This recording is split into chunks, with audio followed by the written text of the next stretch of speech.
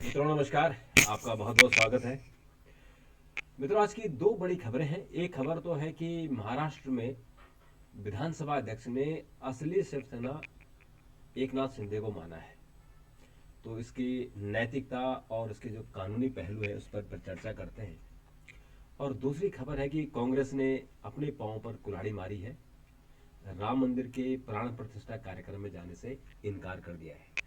यानी जो विपरीत हवा है, हवा के विपरीत बहना कांग्रेस की आदत हो गई है और उसको फिर चुनाव में ठेंगा मिलता है। मित्रों, पहले राम मंदिर की ही बात कर लेते हैं, क्योंकि इसमें पूरा देश राममय हो गया है और जगह जगह प्रोग्राम हो रहे हैं। अयोध्या में तैयारियां बहुत जोरों पर है। राम मंदिर का निर्माण कार्य बहुत तेजी से चल रहा है, क्योंकि 22 जनवरी को शिलान्यास हुआ था, जो वो 22 जनवरी को उसका उद्घाटन होना है और राम लला विराजमान की प्राण प्रतिष्ठा होनी है। तो उसके लिए अयोध्या में अनेक तरह के प्रोग्राम हो रहे हैं। देश भर में अलग अलग तरह के, जैसे आरएसएस और बीएचपी का प्रोग्राम है अक्षत वितरण, चावल के दाने बांट रहे हैं और लोगों को घर में 22 जनवरी को दिवाली मनाने के लिए कह रहे हैं। तो इस तरह से के प्रोग्राम दिन भर चल रहे हैं। और गुजरात में एक बहुत इंटरेस्टिंग एक वीडियो आया है कि स्कूल के बच्चे, जब उनकी हाजिरी लगाई गई, तो हाजिरी लगाने की जगह यस सर या जी श्रीमान की जगह जय श्री राम के उन्होंने नारे लगाए, खड़े होकर नमस्ते करते हुए जय श्री राम। तो ये एक माहौल बदल रहा है और उस माहौल को अब टीका टिप्पणी होगी। कुछ लोग उसको पसंद करेंगे, कुछ लोग नापसंद करेंगे, लेकिन ऐसा देश का माहौल बदल रहा है। ऐसे में कांग्रेस ने राम मंदिर में प्राण प्रतिष्ठा समारोह में जाने से इनकार कर दिया। जो श्री राम जन्मभूमि तीर्थ ट्रस्ट है, उन्होंने इनविटेशन दिया था मल्लिकार्जुन खड़गे, जो कांग्रेस अध्यक्ष है, सोनिया गांधी को, और जो लोकसभा में नेता है कांग्रेस के अधीर रंजन चौधरी को। तो इन दोनों, आज कांग्रेस की मीटिंग हुई थी और कांग्रेस ने आज इस पर डिसीजन लिया कि हम नहीं जाएंगे। कांग्रेस ने कहा कि ये जो फैसला है और ये जो हो रहा है राम मंदिर का प्राण प्रतिष्ठा, वो बीजेपी का कार्यक्रम है, बीजेपी आरएसएस का। तो उन्होंने राजनीतिकरण कर दिया, इसलिए हम नहीं जाएंगे। हम जब इच्छा होगी, जब मंदिर बन जाएगा फिर हम जाएंगे, अभी मंदिर का निर्माण कार्य भी पूरा नहीं हुआ। ये तो उनका तर्क है। लेकिन मित्रों, इस वक्त राम मंदिर के खिलाफ या राम के खिलाफ ऐसा कोई बयान देना या ऐसा कोई बात करना, वो मुझे लगता है कि हवा के विपरीत बहना जैसा है। और कांग्रेस को एहसास होना चाहिए कि वो जब जब कांग्रेस हवा के खिलाफ बही है, उसको नुकसान हुआ है, फायदा नहीं हुआ है। जैसे संसद नहीं चलने दी तो उसका नुकसान हुआ। मोदी चोर है, चौकीदार चोर है, ये नारा हुआ, उनके खिलाफ गया। तो उनको इस बात का ध्यान होना चाहिए कि जनता क्या चाहती है, इस बारे में एहसास होना चाहिए कि अगर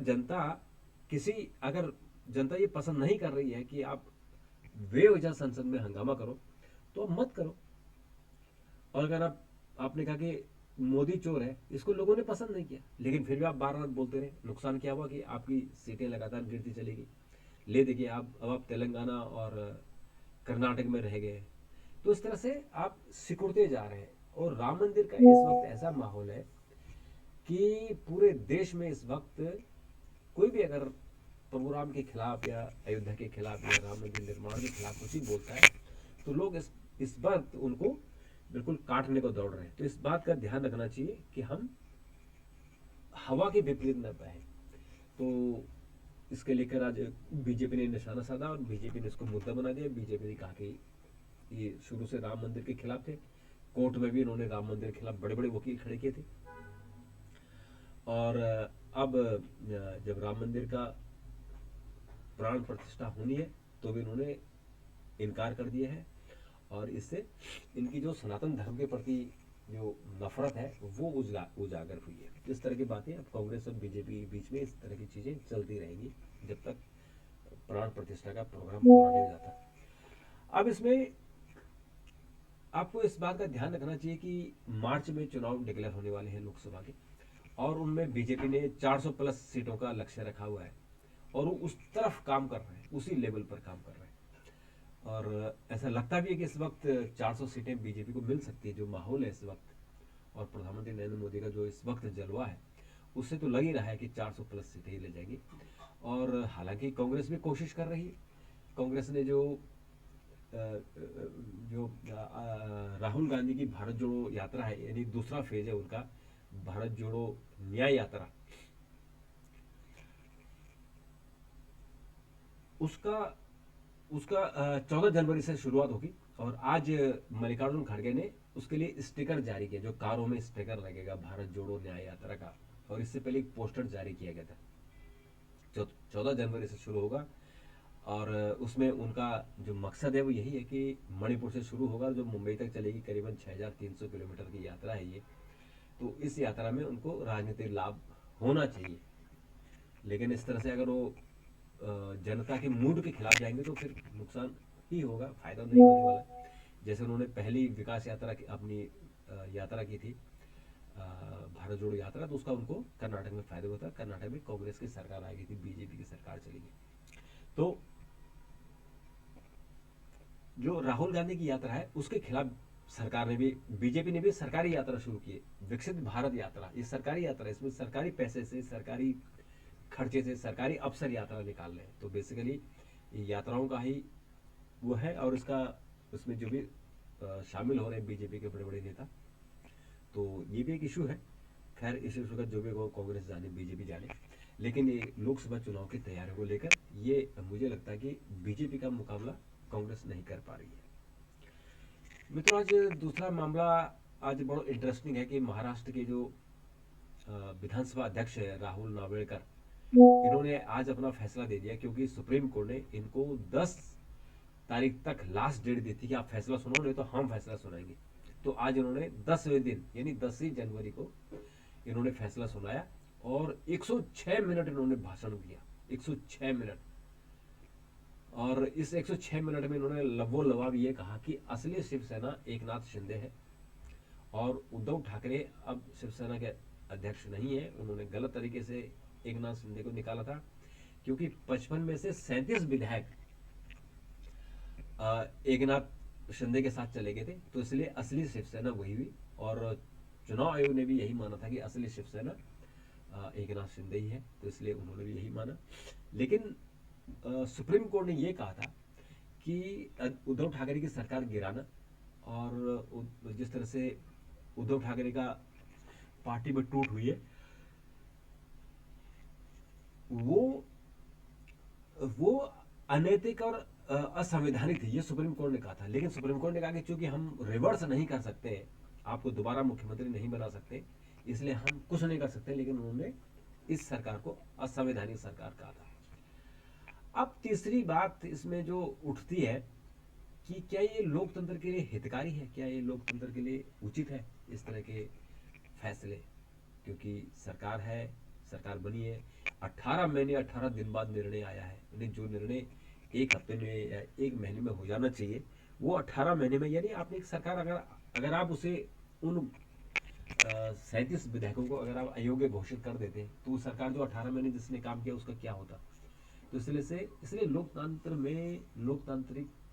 में जो सबसे बड़ी बात होती है कि आपकी जो मंशा क्या है, नैतिकता क्या है, आपके विचार बहुत उच्च स्तर के होने चाहिए, आपके आचार विचार वो कहीं मिसिंग है। और निश्चित तौर पर जो उद्धव ठाकरे गुट है वो सुप्रीम कोर्ट जाएगा, और सुप्रीम कोर्ट जाकर वो फिर वहाँ डिमांड करेगा कि गलत तरीके से उनके जो पार्टी में विभाजन हुआ था, गलत तरीके से स्पीकर का फैसला है। तो जरूर इस बारे में मुझे लगता है कि सुप्रीम कोर्ट फिर कोई इसमें जरूर इसमें टीका टिप्पणी जरूर करेगा। वो सुप्रीम कोर्ट, सरकार तो नहीं नहीं बदल पाया, लेकिन इसमें जरूर करेगा। दूसरा, जो उद्धव ठाकरे के पास अब जो 14 विधायक बचे में, उनके बारे में भी आज स्पीकर ने फैसला किया कि वो भी अयोग्य घोषित नहीं होंगे। क्योंकि जो 2/3 होता है, 2/3 टूट गया तो वो गुट बन गया, तो जो बाकी बच गया वो एक गुट है, अलग गुट है। तो इसलिए से वो गुट भी रहेगा, और ये नया गुट है जो शिवसेना, असली शिवसेना, और उसका जो तीर का निशान है वो एकनाथ शिंदे के साथ रहेगी। तो चूंकि लोकसभा की तैयारियां हैं, और इसलिए ये जब तक लोग सुप्रीम कोर्ट जाएंगे, जब तक सुप्रीम कोर्ट का डिसीजन आएगा तब तक लोकसभा चुनाव की घोषणा हो जाएगी, और फिर अक्टूबर नवंबर में महाराष्ट्र के चुनाव भी होने। तो ये भी हो सकता है कि अगर सुप्रीम कोर्ट की तीखी टिप्पणी रही तो फिर ये फैसला जल्दी हो जाए और सरकार, केंद्र सरकार महाराष्ट्र सरकार चुनाव भी लोकसभा चुनाव के साथ ही ये चुनाव जो है करा दे।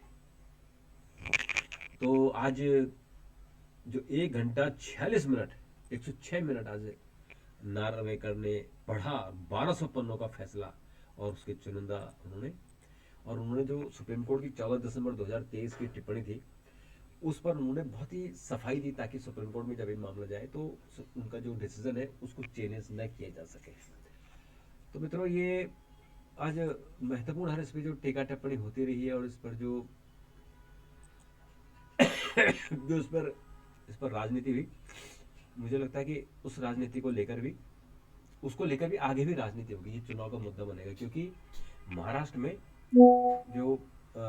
में जो इस वक्त माहौल है वो उद्धव ठाकरे के पक्ष में है, वो एकनाथ शिंदे के पक्ष में नहीं है। क्योंकि ये लोगों का मानना है, आम जनता जानती है कि एकनाथ शिंदे ने उद्धव ठाकरे को धोखा दिया है, और ये भी जानती है कि उद्धव ठाकरे ने बीजेपी को धोखा दिया। तो बीजेपी को धोखा दिया ये अलग इश्यू है, लेकिन एकनाथ शिंदे, जिनको बाला साहब ठाकरे ने और उद्धव ठाकरे ने पाल पोस के बड़ा किया, उन्होंने ही पार्टी को तोड़ दिया। तो इसलिए आने वाले दिनों में ये शिवसेना को इसका लाभ मिलने वाला है, यानी उद्धव ठाकरे को ही लाभ मिलेगा। और फिर तो इस तरह से मित्रों,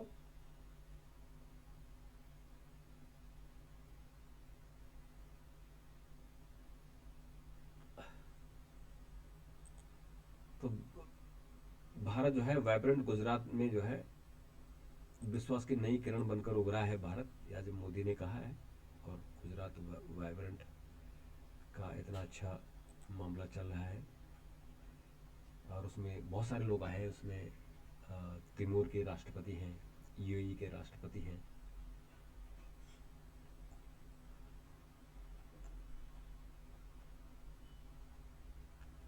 तो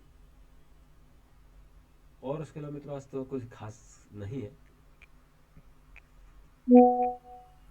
आज कन्नौज का जो खास इत्र है वो भी रामलला के लिए तैयार किया जा रहा है। और क्योंकि कन्नौज बहुत ही प्रसिद्ध है इत्र के लिए, दुनिया भर में वहाँ के इत्र दुनिया भर में जाते हैं, तो रामलला को भी वहाँ का इत्र भेंट किया जाएगा, ये भी अच्छी बात है।